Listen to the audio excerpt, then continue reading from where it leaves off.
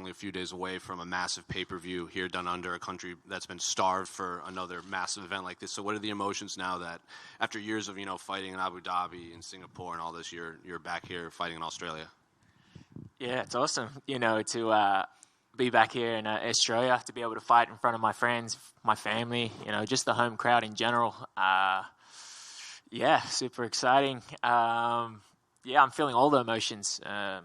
Nervous, excited, anxious, happy, all the right emotions. But yeah, it's definitely something special, something to tick off the bucket list. So for sure, yeah, this is awesome. I love it.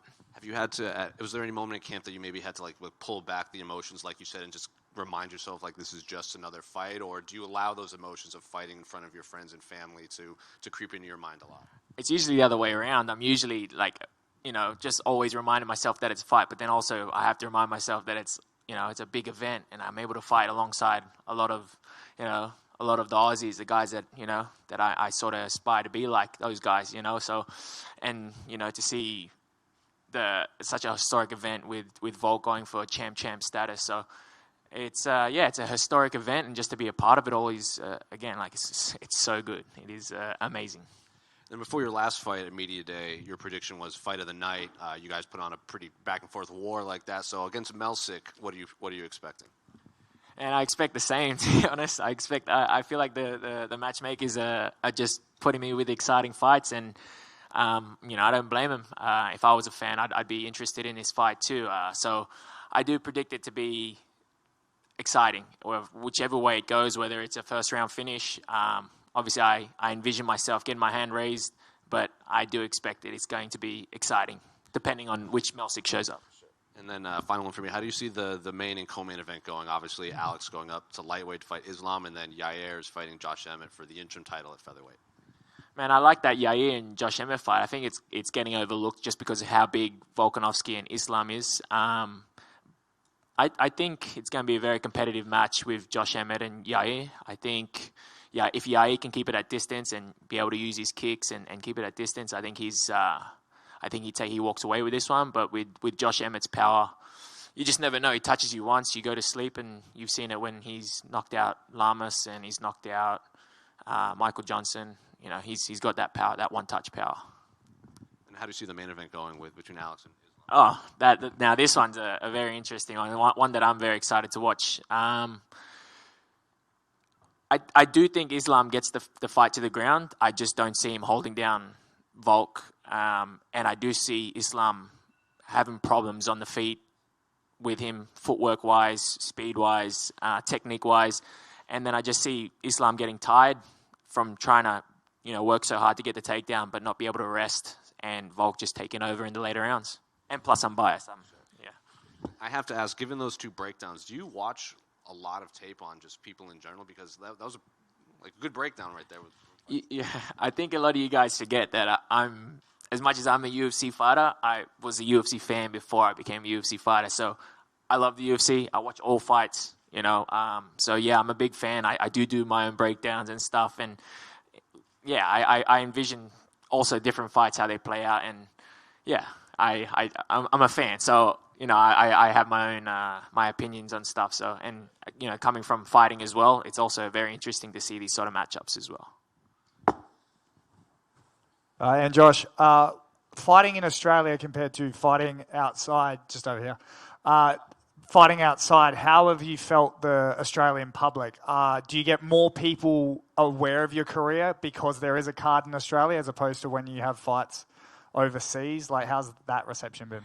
Yeah, I feel like when the UFC's come to Australia, when it got announced that it's coming to Australia, I do feel like a lot of the fighters, not only myself, had been getting a bit more attention. And I do feel like the Australian community in general is getting behind us a bit more, and there's more eyes on us. So yeah.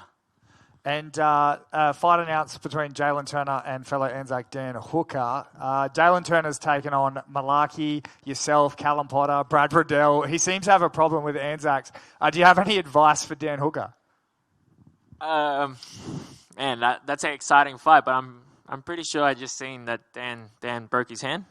Dan broke his hand. So that would have been an amazing fight. I feel like Jalen must have something against us Anzacs, but yeah, he did all of us dirty, didn't he? But yeah. Thank you. Hey Josh, just on your career, man, obviously you had a little bit of a rocky start when you first got into the UFC.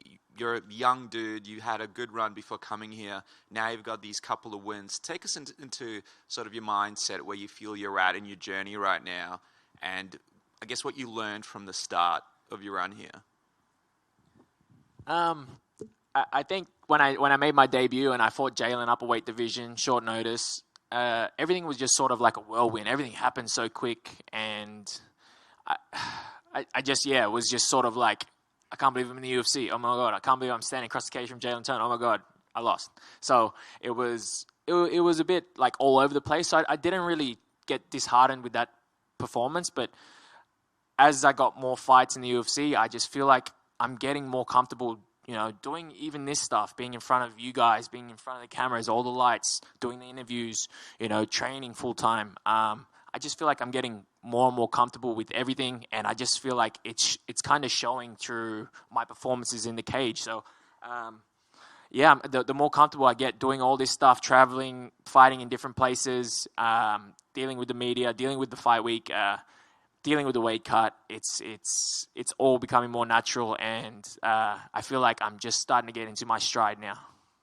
And I know you mentioned you're a big fan, and you were a fan before you got here. Who's your person that you were watching back in the day that stands out to you? The featherweight GOAT, Jose Aldo. So he was the guy that, I've always was like, yeah, that's the guy. He's always been exciting. WEC days, double flying knee knockouts, his wars with, Kenny Florian, Mark Hominick, those were the fights that he's the man. How you going, Josh?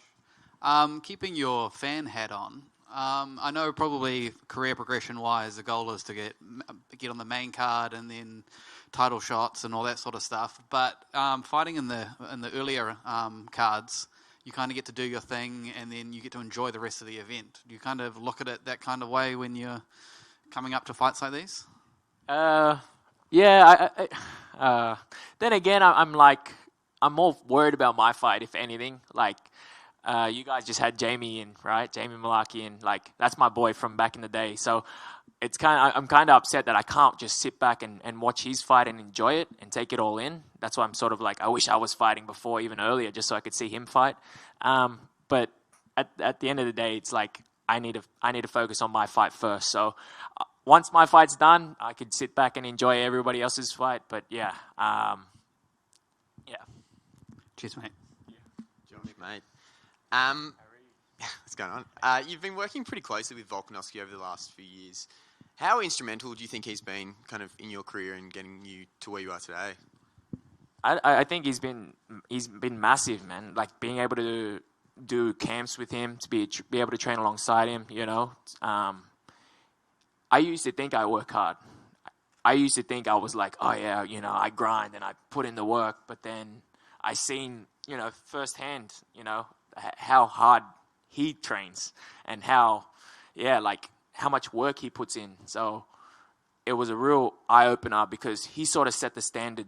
He's the number one pound for pound. He's the king of the division. And just to see how hard he worked it's a real eye opener, and it's given me okay, well, that's the standard. That's what I got to be a champion as well. Then that's what I got to do. Thanks, mate. Cheers, Harry. Yeah, with Volk, over it. After training with him, you said that you took a lot of kind of replicated how he structures his fight camp and how he deals with nutrition.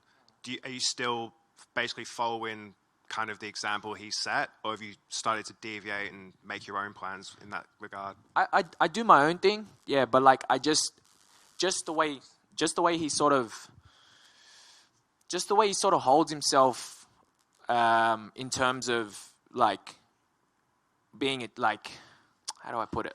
He's the easiest way to put it is that he's a champion inside the cage. You guys all know him as the featherweight champion, but he's also a champion outside of the cage. So more so, instead of the structure of his camps, it's more so him as a person, that none of the money none of the fame has changed who he was. He's still the same guy, same likable Aussie guy. So that's something I want to aspire to be like. No matter what happens, I want to be the same person. I don't want to change up and do anything different.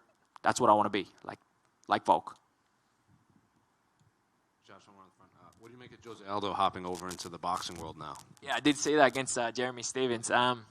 Yeah, man.